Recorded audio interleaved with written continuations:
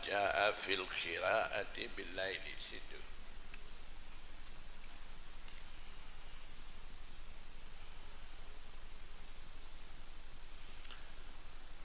Bismillahirrahmanirrahim. Mana imam? Ada. Babu ma jaa fil qiraati bil laili situ. Bismillahirrahmanirrahim. Babu ma jaa fil qiraati bil laili. Bab berkenaan dengan bacaan Quran pada waktu malam dalam sembahyang. Haddatsana Mahmud bin Ghailan akhbarana Yahya bin Ishaq akhbarana Hammad bin Salamah عن ثابت البناني عن عبد الله بن رباح الأنصاري عن أبي قتادة أن النبي صلى الله عليه وسلم قال لأبي بكر. Riwayat daripada Abu Qatadah, sesungguhnya Nabi sallallahu alaihi wasallam bersabda kepada Abu Bakar As-Siddiq, marartu bika, katanya, aku lalu di sisi engkau pada satu malam. Nabi sallallahu alaihi wasallam lalu di sisi rumah Abu Bakar. Nabi sallallahu alaihi wasallam bersabda, aku lalu di sisi engkau, wa anta taqra'u, sedang engkau baca, wa anta takhfidu min sautika, dalam keadaan engkau merendahkan suara engkau, maknanya baca perlahan, tidak tinggi suara. Faqala, jawab kata Abu Bakar, inni asma'tu man najaitu, saya sesungguhnya saya mendengarkan, bagi dengar, kepada zat yang mana saya berbisik-bisik, zat yang dapat mendengar. Maksudnya, ini asma'tu man najaitu, ay ana unaji rabbi wa huwa yasma'u, saya munajat, berbisik-bisik dengan Tuhan saya yang dia tu sentiasa mendengar. Maksudnya, tidak perlu sangat tinggikan suara ketika baca qiraah, munajat dan lain-lain. Qala, Nabi sallallahu alaihi wasallam bersabda, irfa' khalilan, angkatlah, yakni tinggikanlah sedikit suara. Suruh Abu Bakar As-Siddiq baca dengan kuat sikit.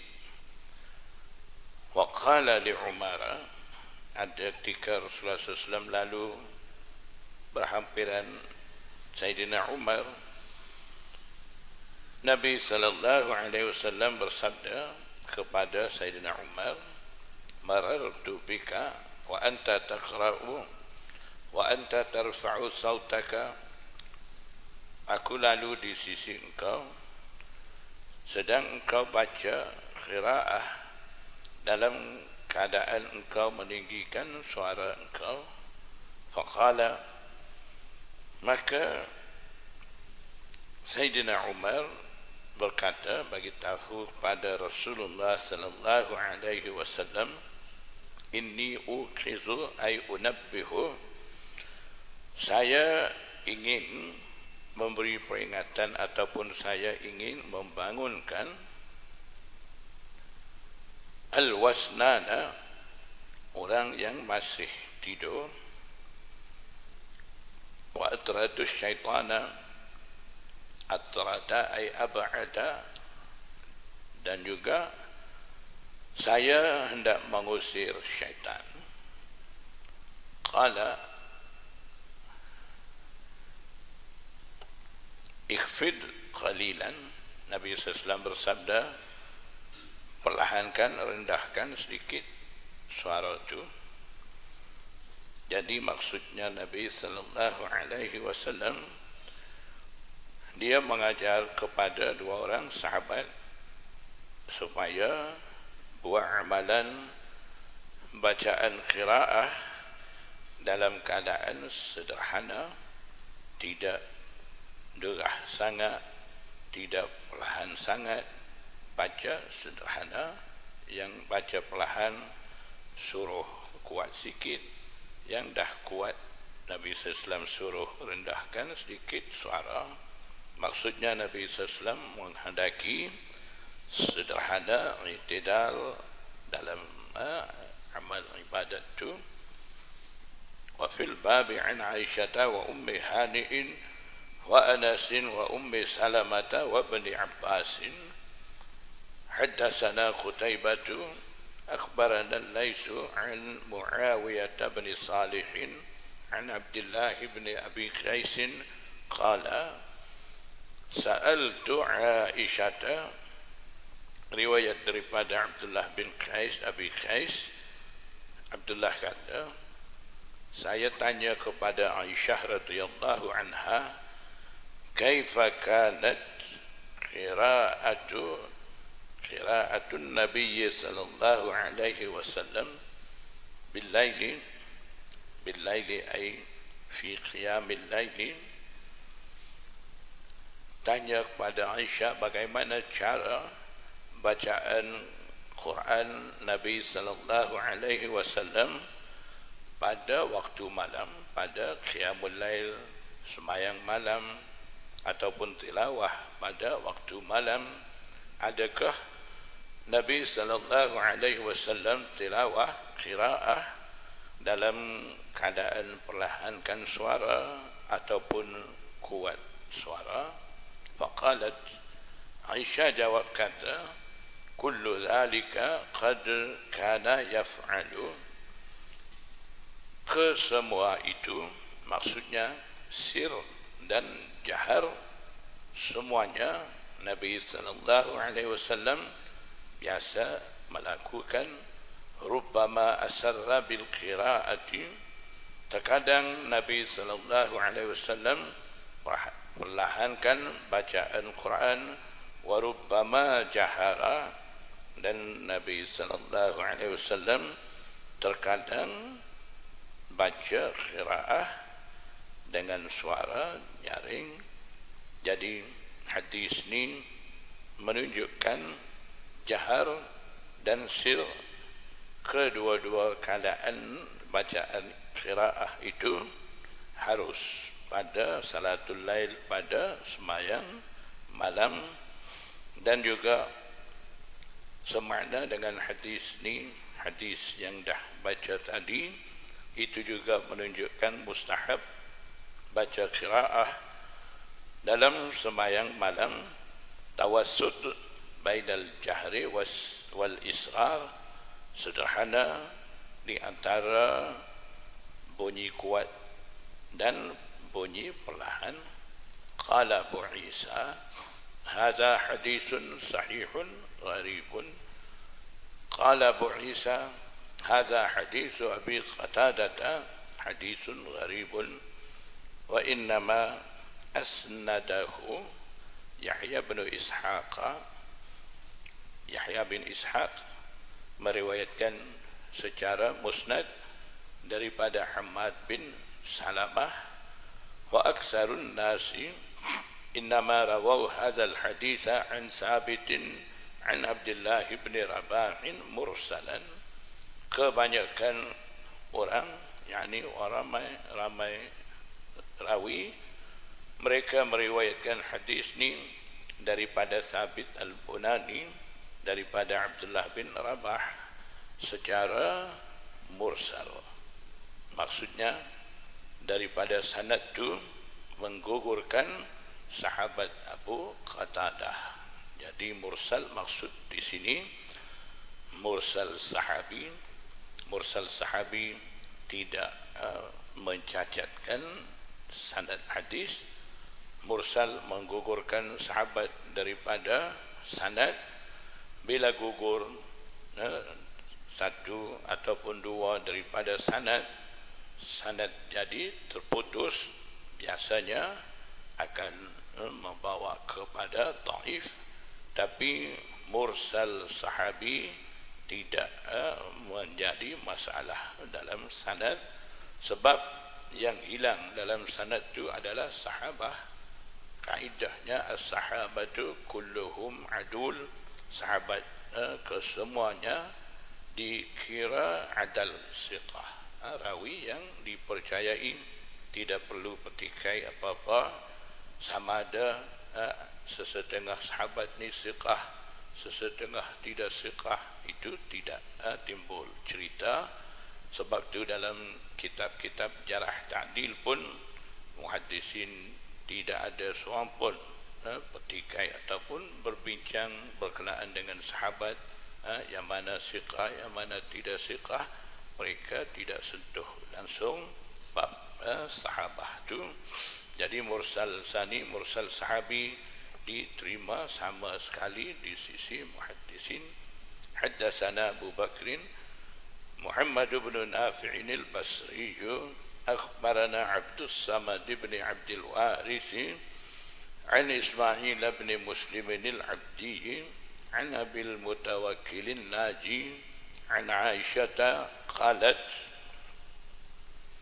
qama an-nabiy sallallahu alaihi wasallam bi ayatin min al-Qur'an lailatan. Riwayat daripada Aisyah radhiyallahu anha, Nabi sallallahu alaihi wasallam bangun sembahyang, diri sembahyang hanya dengan satu ayat Quran pada suatu malam. Maksudnya Nabi sallallahu alaihi wasallam menghayati maksud daripada ayat Quran itu dalam sembahyang pada suatu malam. Ayat itu adalah in tu'adzibhum fa innahum ibaduk wa in taghfir lahum fa innaka antal azizul hakim. Jika engkau memberikan azab, mengazabkan mereka hamba-hamba engkau, sesungguhnya mereka adalah hamba-hamba engkau, dan jika engkau mengampuni mereka, maka sesungguhnya engkau maha ghalib, maha kuasa, dan yang maha bijaksana. Jadi menghayati ayat itu, Nabi sallallahu alaihi wasallam berdiri sembahyang. Dalam riwayat Nasai dan Ibnu Majah ada sebut hatta asbaha bi ayatin, sehingga menjelang subuh, waktu subuh Nabi sallallahu alaihi wasallam menghayati satu ayat itu dalam sembahyang. Dan sesetengah memberikan makna, membawa maksud di sini. Maksud Nabi SAW diri dengan satu ayat Quran satu malam dalam sembahyang itu, mereka ambil maksud Nabi SAW sembahyang dengan satu rakaat itu hatta asbaha yatlu ayatan wahidatan min kitabillahi biha yarka'u wa biha yasjudu wa biha yad'u. Nabi SAW dalam sembahyang qiraah satu ayat itu, ruku, sujud, doa, semua Nabi SAW baca ayat itu sahaja. Itu maksudnya daripada sesetengah muhaddisin. Qala Abu Isa hadza hadithun hasanun gharibun min hadzal wajhi. Babu ma jaa fi fadli salati tatawwu'i fil baiti. Bab ini berkenaan dengan kelebihan sembahyang sunat nawafil di rumah.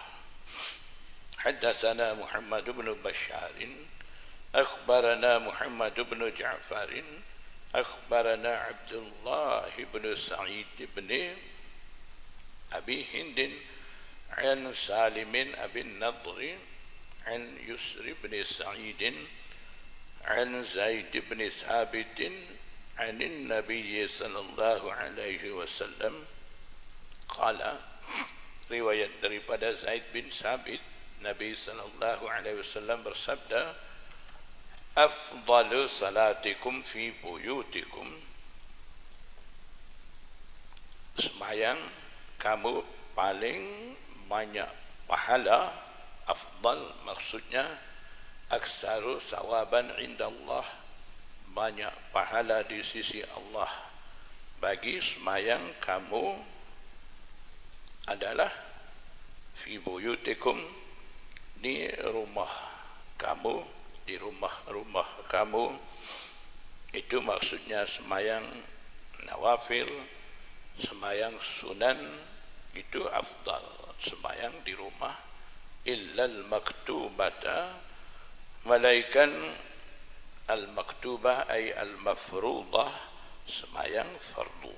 Sembahyang fardu ni afdal sembahyang di masjid, dan sembahyang berjemaah dah pun disyariatkan untuk sembahyang fardu, sembahyang di masjid.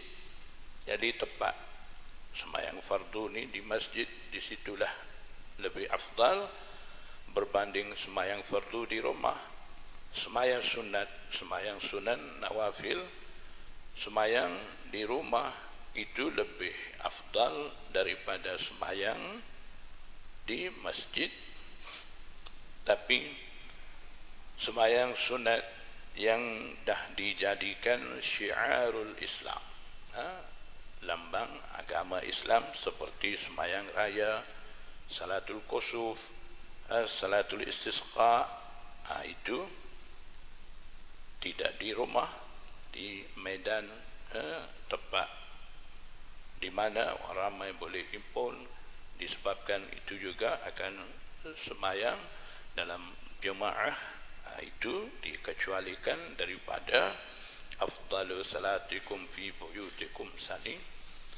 Wa fil babi an Umar bin al-Khattab wa Jabir bin Abdullah wa Abi Sa'id wa Abi Hurairah wa ibn Umar wa Aisyah wa Abdullah bin Sa'd wa Zaid bin Khalid al-Juhani. Seperti biasa, Imam Tirmizi satu bab di bawah tajuk, kalau boleh dia akan masukkan satu hadis, hadis pula yang tidak panjang, dan hadis semakna dengan hadis bab yang masih ada lagi banyak. Dia akan isyarat dalam wafil bab tu, maksud wafil bab semakna dengan hadis bab, masih ada lagi dalam bab ni riwayat daripada Umar bin Khattab, Jabir bin Abdullah dan lain-lain sahabat. Qala Abu Isa, hadis Zaid bin Thabit hadisun hasanun, hadis bab kita baca tadi itu adalah hadis hasan. Wa qad ikhtalafu fi riwayat hadzal hadis, dan mereka rawi-rawi hadis, muhaddisin berselisih pendapat berkenaan dengan riwayat hadis ini. Farawahu ay rawa hadzal hadits Musa bin Uqbah wa Ibrahim bin Abi Nadr marfu'an. Musa bin Uqbah dan juga Ibrahim bin Abi Nadr, mereka ni riwayat hadis ni secara marfu'. Marfu' maksudnya hadis yang dinisbahkan kepada Rasulullah sallallahu alaihi wasallam, sama ada nisbah kepada sabdaan ataupun perbuatan ataupun pengiktirafan Rasulullah sallallahu alaihi wasallam. Itu hadis marfu'. Jadi setengah yang riwayat secara marfu' wa awqafahu ba'duhum, setengah daripada mereka memauqufkan hadis. Maknanya riwayat secara mauquf. Mauquf maksudnya nisbah kepada tabi'in seperti mana qala Ibn Umar, fa'ala Ibn Umar, dan lain-lain. Sahabat kata macam ni, sahabat buat macam ni. Yang tadi Rasulullah SAW bersabda, Rasulullah SAW lakukan begini, nisbah kepada Rasulullah SAW, itu hadis marfu'. Yang nisbah kepada sahabat hadis mauquf. Yang nisbah hanya setakat tabi'in, tabi'i kata, tabi'i buat macam ni, itu hadis maqtu'. Wa rawahu Malikun an Abi Nadri wa lam yarfa'hu. Imam Malik juga riwayat hadis ni, rawahu ay rawa hadzal hadis wa lam yarfa'hu, sedang Imam Malik tidak memarfu'kan hadis. Maksudnya Imam Malik juga riwayat secara mauquf. Wal hadithul marfu'u asahhu ay asahhu min al hadithil mauquf. Hadis marfu' itu terlebih sahih daripada hadis mauquf. Maksud hadis marfu' terlebih sahih daripada hadis mauquf ni tidak bermakna hadis nisbah kepada Rasulullah SAW ni lebih tinggi, lebih sahih daripada hadis nisbah kepada sahabat. Tidak maksud tu. Hadis marfu' juga ada sahih, hasan, dhaif. Hadis mauquf maqtu' juga ada sahih, hasan, dhaif. Jadi maksud kata hadis marfu' ni terlebih sahih daripada hadis mauquf ni, hadis marfu' tu cukup dengan syarat-syarat sah menjadi sahih. Sebab tu kata hadis marfu' tu terlebih sahih daripada hadis mauquf. Terkadang Imam Tirmizi akan hukum hadis mauquf tu terlebih sahih daripada hadis marfu'. Kita akan jumpa begitu. Jadi jangan keliru di situ. Kenapa hadis nisbah kepada sahabat ni jadi lebih sahih daripada hadis nisbah kepada Rasulullah? Jangan fikir begitu. Yang menentukan sahih, dhaif, hasan ni kira dengan 5 syarat untuk sah menjadi sahih. Kalau cukup 5 syarat tu dan dhabt daripada rawi itu ada tahap ingatan kuat, ingatan tahap pada tahap tertinggi, itu akan dikira sahih. Cukup 5 syarat juga, tapi dhabt rawi, sama ada ingatan ataupun catatan dia tidak sampai tahap tertinggi seperti mana tahap rawi sahih, itu akan dikira hasan. Kalau rawi itu dhabt dia kurang, sampailah dia tu kurang ingatan dan sebagainya, ketika tu hadis akan dikategorikan sebagai hadis dhaif. Di situ kira sahih, hasan, dhaif tu tidak sabit dengan marfu', mauquf, marfu', sahih, mauquf, dhaif, tidak macam tu. Haddatsana Ishaq bin Mansur akhbarana Abdullah bin Numair an Ubaidillah bin Umar an Nafi' an Ibn Umar an Nabi sallallahu alaihi wasallam qala. Riwayat daripada Abdullah bin Umar, Nabi sallallahu alaihi wasallam bersabda, sallu fi buyutikum, hendaklah kamu sembahyang di rumah kamu, yaitu an-nawafil. Sallu fi buyutikum ay an-nawafil, sembahyanglah kamu di rumah kamu, sembahyang sunan nawafil. Wala tattakhiduha qubura, dan jangan kamu jadikan rumah kamu sebagai tanah perkuburan.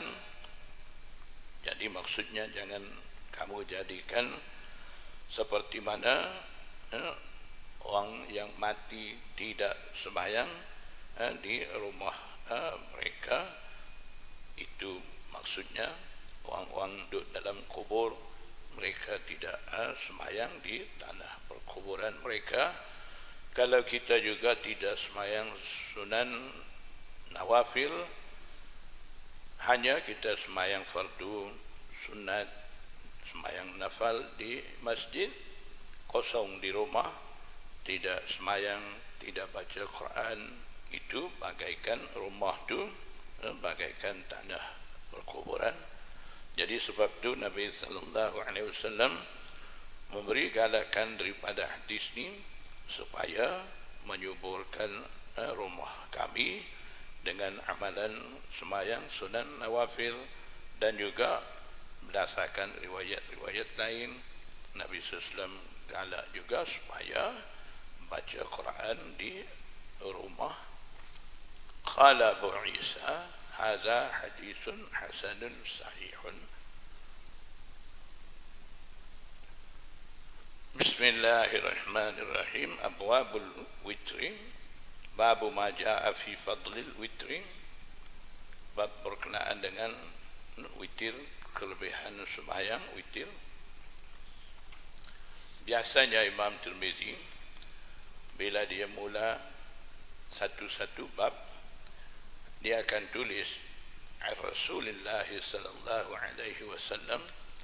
Mungkin di sini ada tertinggal Abwabul witri Rasulullah sallallahu alaihi wasallam. Ada dalam naskah lain? Ada? Ada. Biasanya Imam Bukhari, Imam Tirmizi, setiap bab bila dia mula, dia akan masukkan Rasulullah sallallahu alaihi wasallam, maksudnya hadis-hadis yang datang dalam bab ni semuanya datang daripada Rasulullah sallallahu alaihi wasallam.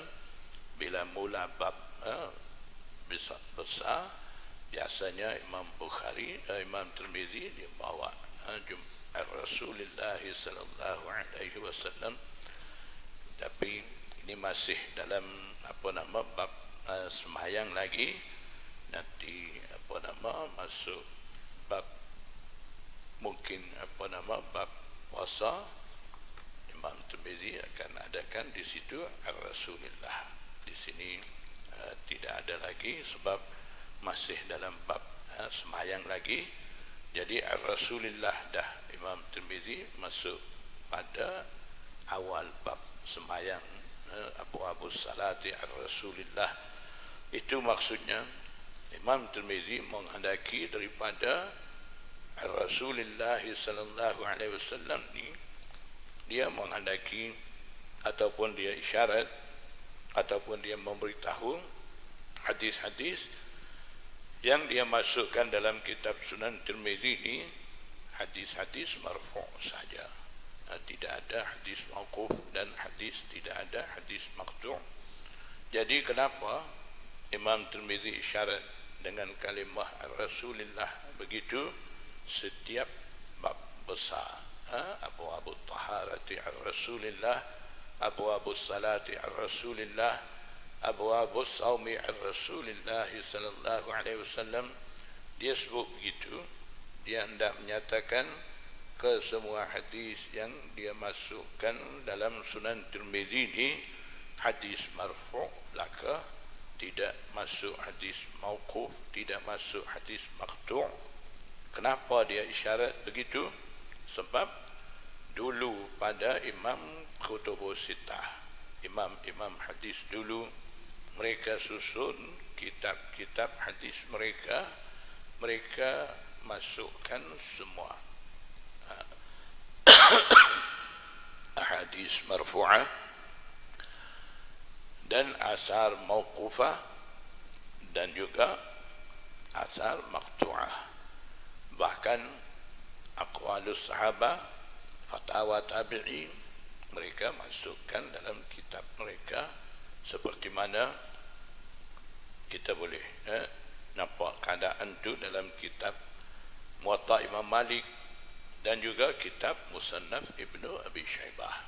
Kitab-kitab tu susun, masukkan hadis marfu, mauquf, maqtu', aqwalus sahabah, fatwa tabi'in, masuk belaka.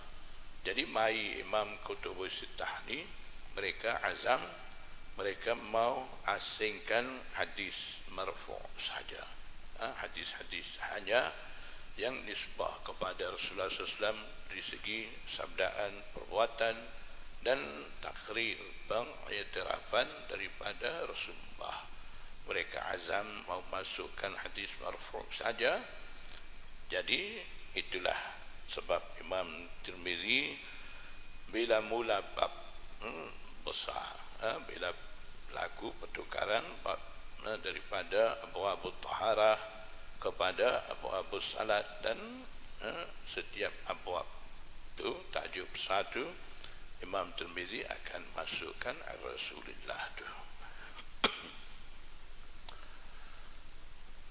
Haddatsana Qutaibah qala haddatsana Lais bin Sa'd an Yazid bin Abi Habib an Abdullah bin Rashid az-Zawfi an Abdullah bin Abi Marrah az-Zawfi an Kharijah bin Huzafah annahu qala, Kharijah kata, kharaja alaina Rasulullah sallallahu alaihi wasallam, Nabi sallallahu alaihi wasallam keluar kepada kami. Nabi sallallahu alaihi wasallam bersabda, faqala inna allaha amaddakum ay zadakum. Dalam riwayat lain sebut inna allaha zadakum bisalatin hiya khairul lakum min humrin na'amin. Na'am maksudnya ibil, unta, humrin, na'am unta merah. Sesungguhnya Allah Subhanahu wa ta'ala menambahkan bagi kamu pada satu sembahyang, ia adalah sembahyang itu adalah lebih baik bagi kamu daripada unta merah. Nabi SAW bagi tahu lebih baik daripada unta merah. Begitu sebab unta merah ni satu jenis harta, menjadi harta yang mulia, ataupun satu jenis barangan menjadi kebanggaan di antara harta benda. Jadi itu sebab Nabi SAW sebut humurin na'am di sini. Ini maksudnya kinayah, sembahyang itu lebih baik daripada kesenangan, kemewahan kehidupan dunia. Al-witri ja'alahu Allahu lakum, yaitu sembahyang witir. Maksudnya sembahyang witir tu baca al-witri dengan jar badal daripada bisalatin tu. Jadi maksudnya Allah Subhanahu wa ta'ala tambahkan bagi kamu kebaikan dalam sembahyang witir lebih baik daripada unta merah. Ja'alahu Allahu lakum fima baina salatil isya'i ila ay yatlu'al fajr.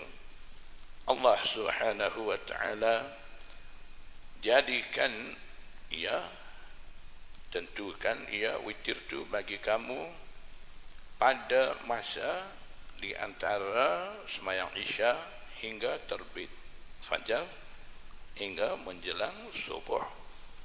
Jadi maksudnya sembahyang witir boleh sembahyang selepas daripada selesai sembahyang isya sampailah waktu sahur, hampir habis waktu isya dan masuk waktu subuh. Itu akhir waktu witir.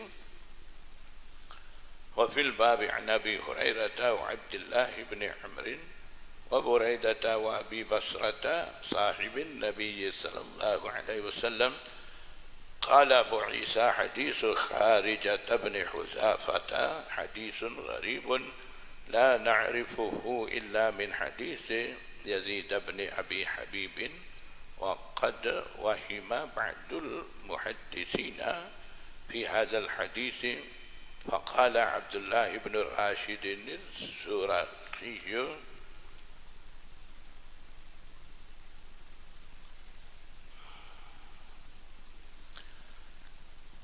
dan sebahagian muhaddisin mereka menyangka salah wahima dalam sanad hadis ni, dan mereka kata yang sebut dalam sanad Abdullah bin Rashid Az-Zuraqi ini wahuwa wahimun, itu kiranya salah dalam sanad itu.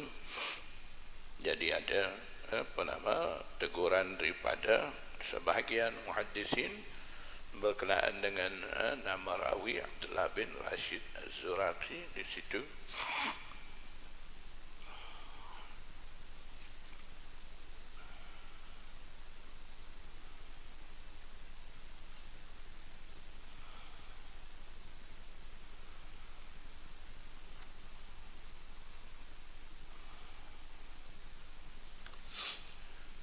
باب ما جاء أن الوتر ليس بحتم، حتم أي واجب، واجب. Bab berkenaan dengan sembahyang witir adalah bukan wajib. Maksudnya satu amalan sunat masnun. Haddatsana Abu Quraib akhbarana Abu Bakr bin Ayyash أخبرنا أبو إسحاق عن عاصم بن ضمرة عن علي قال الوتر ليس بحتم أي ليس بواجب. Riwayat daripada Sayyidina Ali, dia kata sembahyang witir itu bukan satu sembahyang wajib. Kasalatikumul maktubatin, wajib seperti mana sembahyang fardu kamu. Sembahyang fardu wajib, tak boleh tinggal. Witir ni tidak wajib, sunat. Maknanya yang buat dapat pahala, yang tidak buat tidak ada dosa. Tapi berbeza pahaman dengan Imam Abu Hanifah. Di sisi jumhur, sembahyang witir ni laisa biwajib, tidak wajib, bal sunnah, bahkan sembahyang sunat. Khalafahum Abu Hanifah, Imam Abu Hanifah bercanggah dalam bab ni. Di sisi Imam Abu Hanifah, sembahyang witir adalah wajib, wajib, dan juga cara pun berbeza dengan imam lain. Cara di sisi Imam Abu Hanifah, sembahyang witir ni 3 rakaat 1 salam, seperti mana kita sembahyang maghrib, sudah sembahyang fardu isya, ada sunat muakkad 2 rakaat, kemudian witir wajib 3 rakaat.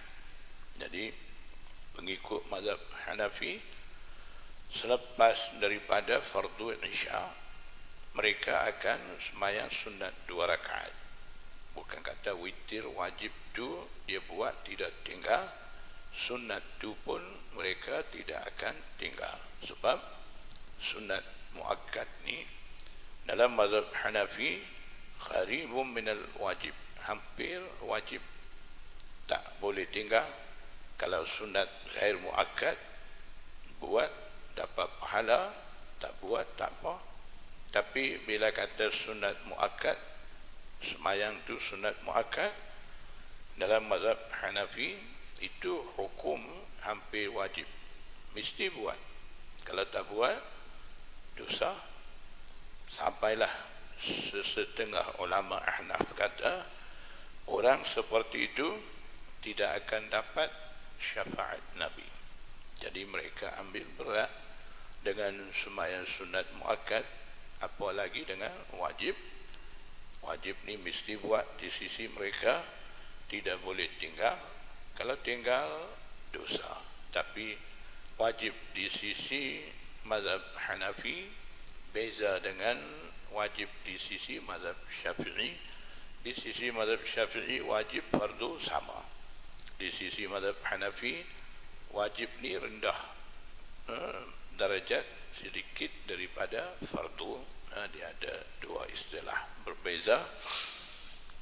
Dan cara sembahyang witir dalam mazhab Hanafi, dia akan sembahyang 3 rakaat 1 salam, kita 2 rakaat 1 salam, kemudian 1 rakaat pula. Dia 3 rakaat 1 salam, rakaat yang ketiga selepas daripada dia dah baca Fatihah dan dah baca surah, dia akan angkat tangan Allahu Akbar, letak tangan di bawah pusat tahta surah. Kemudian dia akan baca qunut masa tu. Qunut dia qunut dalam isya, tidak di subuh. Subuh tidak baca qunut. Dia baca qunut dalam witir selepas isya.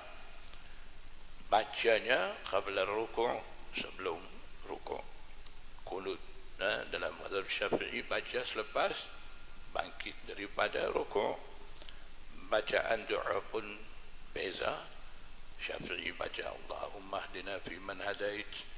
Hanafi baca Allahumma inna nasta'inuka wa nastaghfiruka wa nu'minu bika wa natawakkalu alaika wa nusni alaika.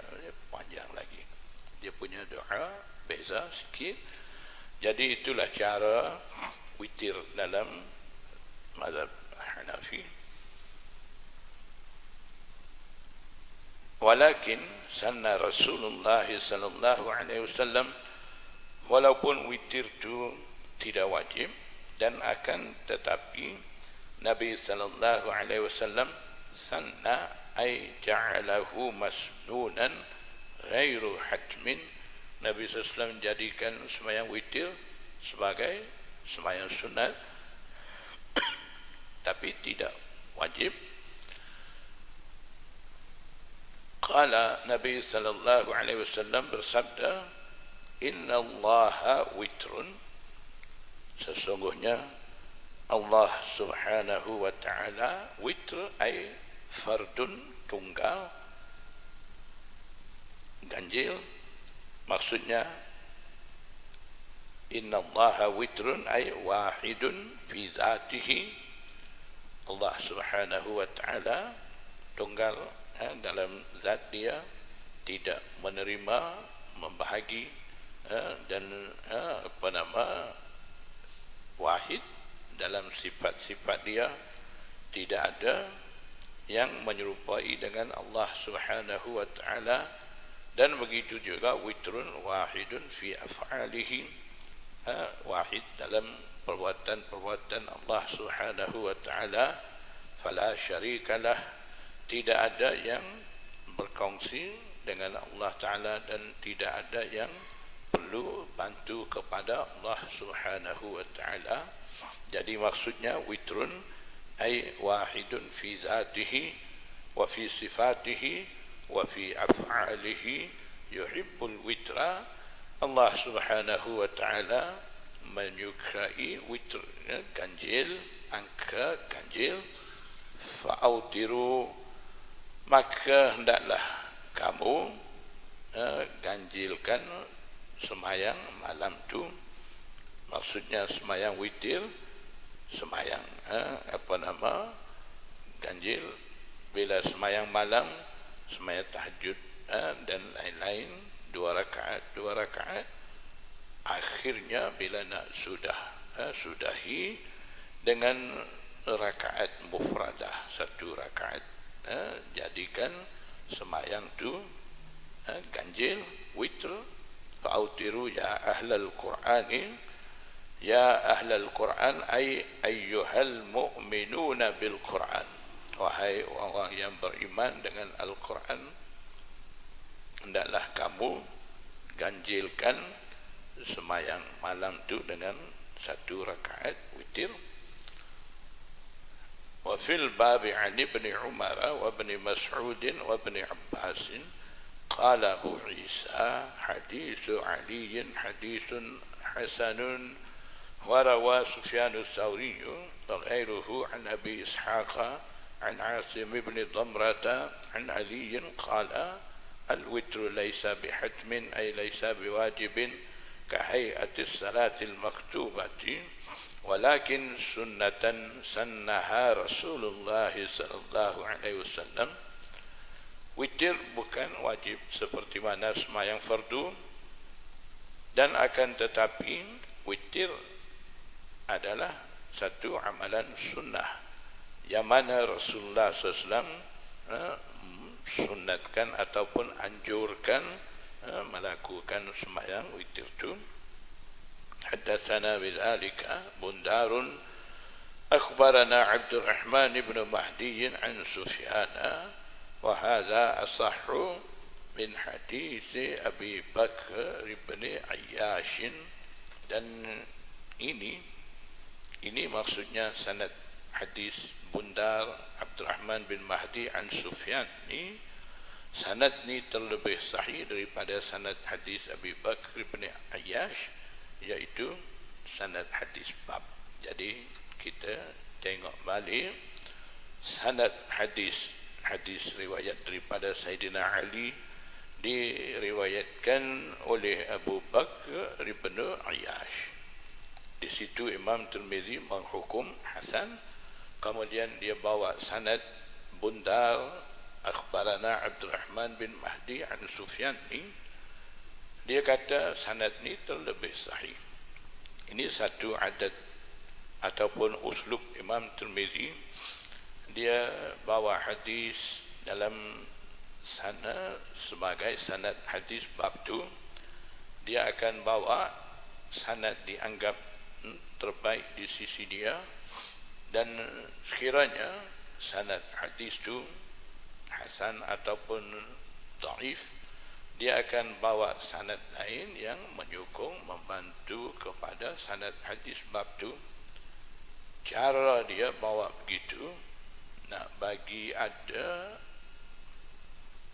sokongan ataupun bantu kepada sanad hadis bab tu supaya naik darajat hadis tu.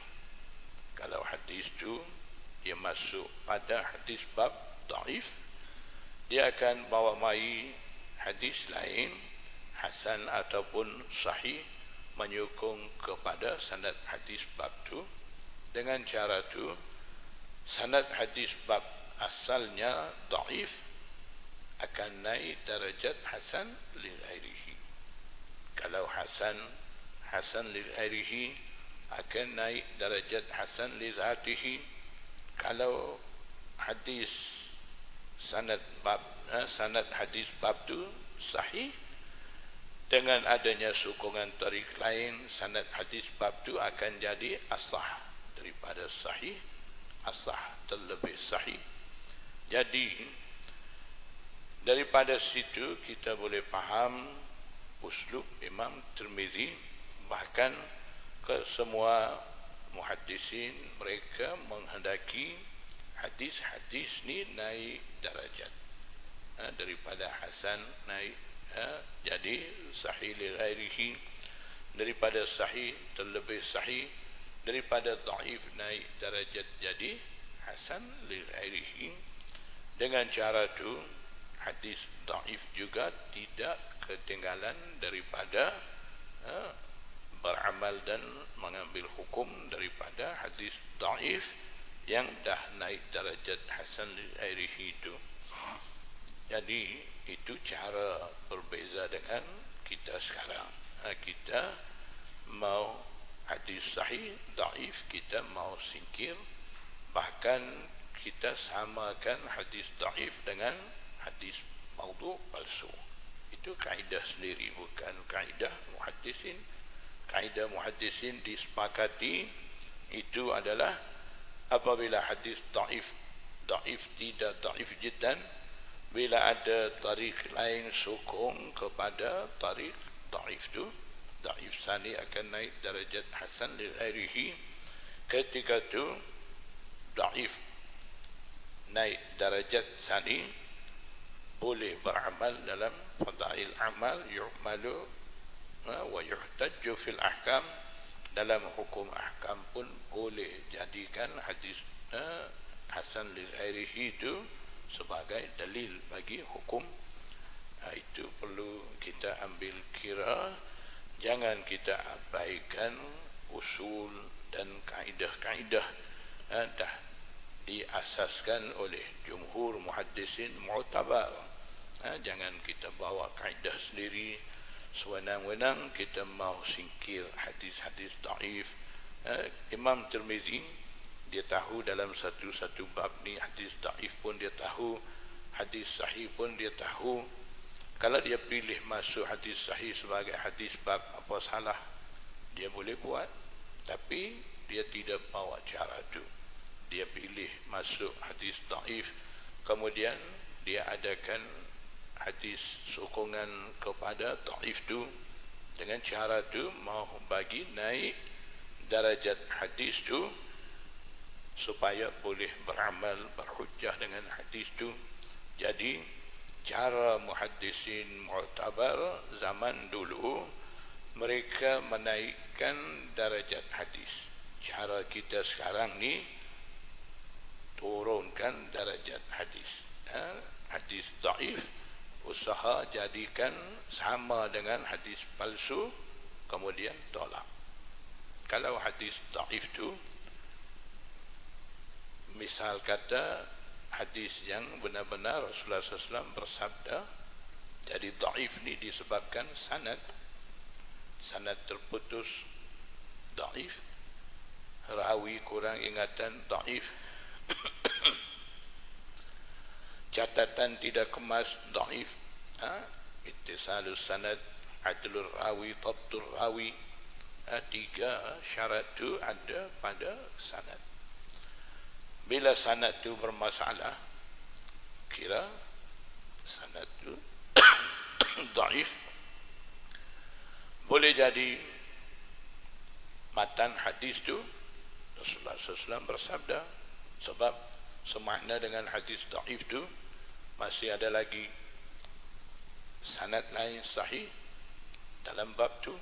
Maknanya maksud hadis tu tidak bercanggah dengan hadis sahih yang lain dalam bab yang sama.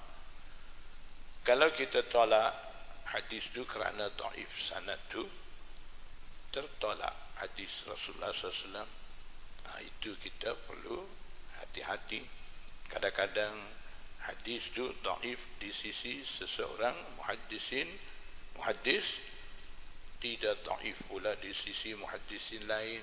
Semua tu kita perlu ambil kira. Jangan bawa sikap mudah-mudah menolak hadis tu.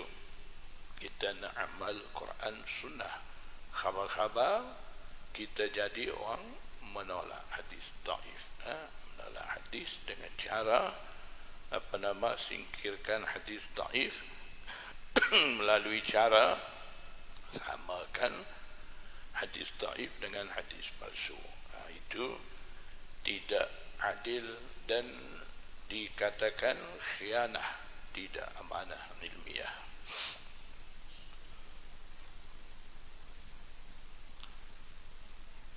Hadatsana faqad rawa Mansur bin al-Mu'tamirin an Abi Ishaq nahwa riwayat Abi Bakr bin Ayyash. Setelah Imam Tirmizi menyatakan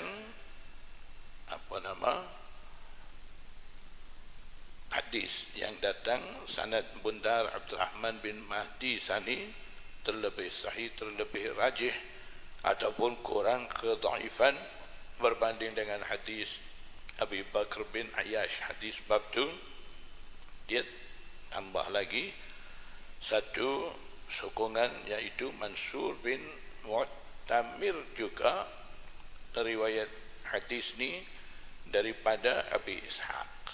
Maksudnya seperti mana riwayat Abu Bakar bin Ayyash, hadis bab tu dalam sanad tu Abu Bakr bin Ayyash ni riwayat daripada Abu Ishaq. Begitu juga Mansur bin Mu'tamir juga riwayat. Begitu juga warawa Sufyanus Tsauri, tadi dah kita baca. Sufyan Tsauri Amirul Mukminin fil hadis juga riwayat hadis ni daripada Abi Ishaq. Maksudnya hadis bab ni walaupun dianggap setakat hasan saja, tidak sahih, sekalipun sanad hadis tu ada banyak sokongan. Jadi bila ada sokongan tarikh lain kepada satu-satu sanad hadis tu akan naik darajat. Jadi itulah di sini nampak terang cara Imam Tirmizi itu daripada jumlah rawa Sufyanus Tsauri wa ghairuhu an Abi Ishaq, dan juga rawa Mansur bin Mu'tamir akhir tu an Abi Ishaq nahwa riwayat Abi Bakr. Itu Imam Bukhari Imam Tirmizi menyatakan sanad-sanad yang menjadi sokongan kepada tarikh hadis bab tu, sanad hadis bab tu.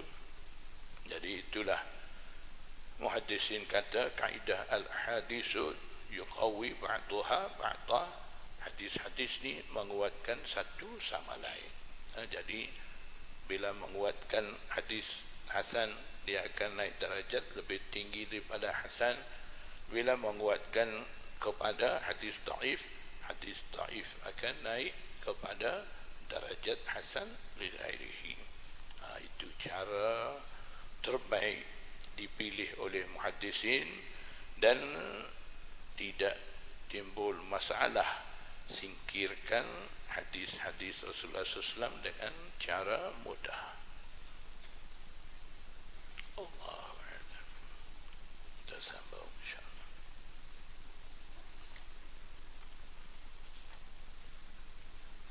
Karahiyatin naumi qabla al-witr, sebelum sembahyang witir tidur, itu dianggap makruh. Insya-Allah kita sambung.